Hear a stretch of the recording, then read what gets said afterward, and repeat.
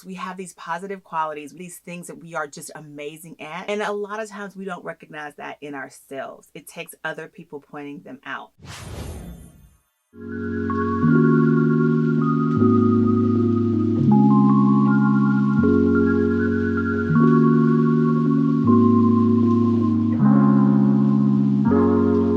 Hello everybody, welcome back to my channel. If you're new here, I'm Andrea Patrick, the VU Boss, and today we're talking about underappreciated much. Do you feel like nobody appreciates you and you are putting out all of this energy and not receiving any energy in return? If that's you, that's what this video is about today, so keep watching. I could go on and on about how I have felt underappreciated. If you are a parent or a spouse, a daughter, a son, you know exactly what it feels like to feel underappreciated. But today I want to talk to you about some tips that you can use to appreciate yourself when no one else does. So if you want to know more about that, let's dive right in, shall we? First one is you have got to know your worth and remind yourself of it.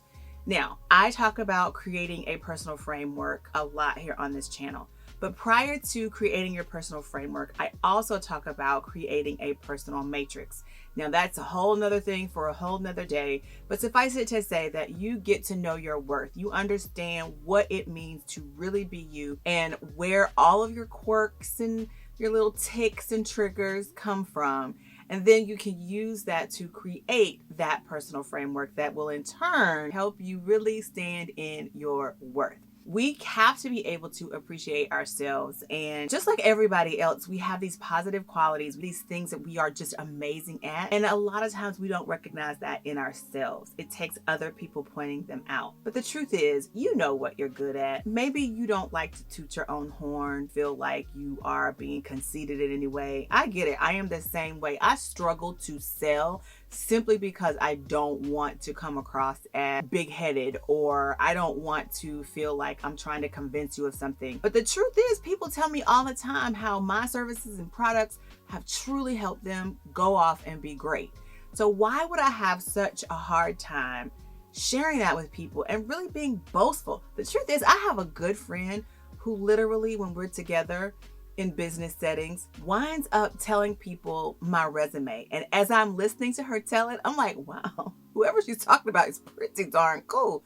And then I think to myself, oh my God, it's me. I just don't think to toot my own horn that way. So guys, know your worth and remind yourself of it. It is okay to talk about it. It is okay to be proud of it. So definitely, this is one way that you can appreciate yourself when nobody else will. Just remind yourself how bad you are, girl. Next, know your triggers and the antidote for them. Now, again, inside your personal framework, we're going to go through all of that, constructing what those non-negotiables are, what those limitations are, where those triggers are coming from. We talk about that in your personal matrix. You have to know what those triggers are so that you can mitigate them. In case you find yourself in the middle of one of those triggers, what is the antidote to get you out of that so that you aren't relying on other people to feel a certain way? You can soothe yourself, if you will, get yourself back to balance wherever you need to be so that you minimize that reaction. Because we all know that we can't control what other people do. If someone is just intentionally trying to trigger you, we can definitely control how we act.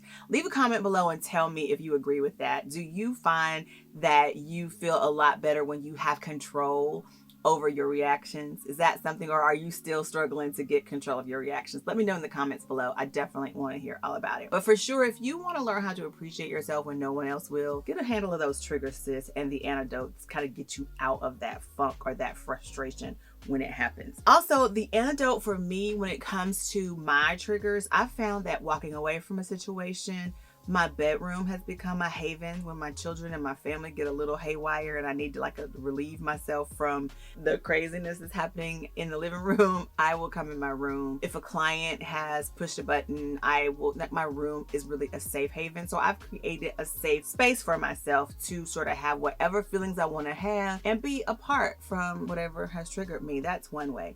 Another thing I do is that I just get social. I will call my best friend up and I will tell her, I will vent to her. I don't vent to a ton of people. I vent to my husband and I vent to my best friend. They get everything. Other people get a lot, I have other close friends, they will get the majority of whatever it is, but I don't tell but 2 people every single thing. I do get social and I talk it out, and that is soothing for me. It helps to kind of bring me down off of the ledge when I am triggered about some things. The other thing you can do to mitigate this whole triggering thing is to teach people how to treat you. Be honest about what you like and what you don't like, what you expect of people, so that they can manage their expectations of you. And you have to let them know what you'll tolerate and what you want. I've talked about this on this channel before, where I don't like to drive, and I certainly don't like doing things on Sundays. My friends and family know, don't call me and ask me to drive a long distance, because I'm probably going to tell you no. Don't ask me to do anything on Sundays, because that is just the day that I've chosen to do nothing. That's the Lord's day. I go to church, I come home, put my jammies back on, crawl back in my bed, and typically there is a Hallmark movie that follows. Definitely understand what your triggers are and the antidote to sort of overcome that trigger if and when it happens. Remember, you control your reactions, not the person that caused the trigger. The next thing is know your zone of genius and walk in it. This is huge. It is one thing to know that you are really good at playing the piano. I mean, super good. I mean, you could play at Carnegie Hall good. That's one thing to know that. Or to know that you are an amazing singer and to know that your voice is just melodic. However, it's something totally different to actually walk in that knowledge. To know that your zone of genius is X and then actually walking confidently in X. So if you want to be appreciated and learn how to appreciate yourself, know what that zone of genius is and confidently walk in it and pat yourself on the back for your wins. You should not be afraid to be the awesome person that you are. Stand up for what you know is your best. I actually was at church this past Sunday, and the minister of music sat down next to me after praise and worship when the sermon was about to start. And he said to me, hey, when we go back up, I need you to kind of come up with us, because we're down one man for the praise and worship team, and I know you know this song. I was like, wait a minute, what? Me? You want me to go up there? Because I sang in the choir when we did a little Easter. I think you've seen that in a previous vlog that I did. So he knows that I don't have a problem singing in the choir, but he did not know that I am not confident in my abilities to sing, right? I am not the girl that when you ask me to sing, I'm like, oh yeah, I got this, because I'm so confident and that's my zone of genius.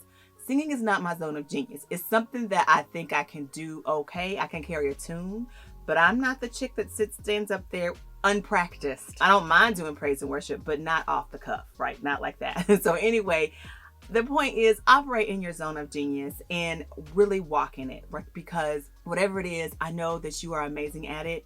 You've done your due diligence to be good at it. So be confident in whenever it is you are called on to actually perform. The fourth thing that I will say is to embrace your woosa. When you need to take time to yourself, take it. If you need to walk away from a situation, walk. Take time, walk away.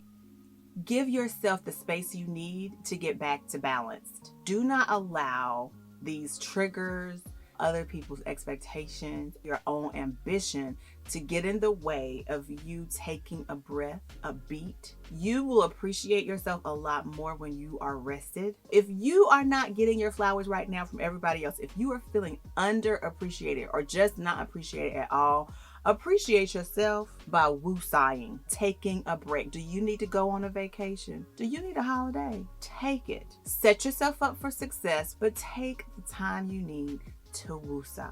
Rest. Get your bearings, okay? You need to know how to recover when recovery is necessary. You have to teach people how to treat you in order for them to manage their expectations around you and around what they want from you. And sometimes when that doesn't happen, or if you have allowed a lot of overstepping to happen, you need to just kind of breathe. You need to take a moment. You need to step back and take a beat. Give yourself that. Embrace that woosa. That is how you can begin to appreciate yourself. Take the time. It's yours. God gave it to you. So you need to use it wisely. And if you need to step away, if you need to set boundaries, do your woosa. When you learn how to appreciate yourself, you don't expect other people to appreciate you quite so much, or you don't feel bad, or you don't get in your feelings when you don't feel appreciated by other people. Now, the whole reason this video came to be was because as much as I love my child, I took her to college and she was so excited to be there, so excited to be back. And I was so excited for her to go back and be with her friends and hang out and have a good time. But there were little pockets in there where I think she just took for granted that mom was just supposed to do some of the things that mom did. And granted, mom is supposed to do some of the things that mom did, but it's nice to feel like those things are appreciated and not expected, right? And so when I thought about that for myself on a personal level, I just knew that I've also felt that way in business with clients and partnerships where I didn't quite get exactly what I thought I should get, my kudos, and I wasn't really appreciated the way I wanted to be appreciated. And so I thought to myself, appreciate yourself. You don't need someone else to pat you on the back because you know that what you're offering is necessary. You know that people need it. You know that they are thankful for it. And you know that it has helped tons and tons of people in the past. So pat yourself on the back. So I hope you decide to pat yourself on the back as well. You do not have to be underappreciated, okay? You can appreciate yourself using the tips that I shared with you today. All right, guys, that does it for this video. I hope you enjoyed it. Leave me a comment below and tell me what you think. Are you underappreciated, sis? Did these tips help you learn how to appreciate yourself a little bit better, a little bit more? I hope so. Tell me. And if you've got some fun tips or things that you can do, I can do, share with me to appreciate myself even better, leave that in the comments down below as well. And for now, if you made it this far in the video, absolutely hit that subscribe button because there's more content coming your way just like this. And there's already amazing stuff on the channel. So you can just kind of do a little bit of a, binge watching, if you will, of some of my series and other videos that I have here on the channel. So thank you so much for watching. Don't forget to follow me on Instagram and TikTok because I'm there also. And my podcast, the CEO Mindset Podcast, definitely check that out because over there we're talking about how to constantly evolve and be open to failing and failing fast in life, career, and business. So it's a good listen to as well. Thank you so much for listening and watching and joining and subscribing. I'll see you again next week. Bye, guys.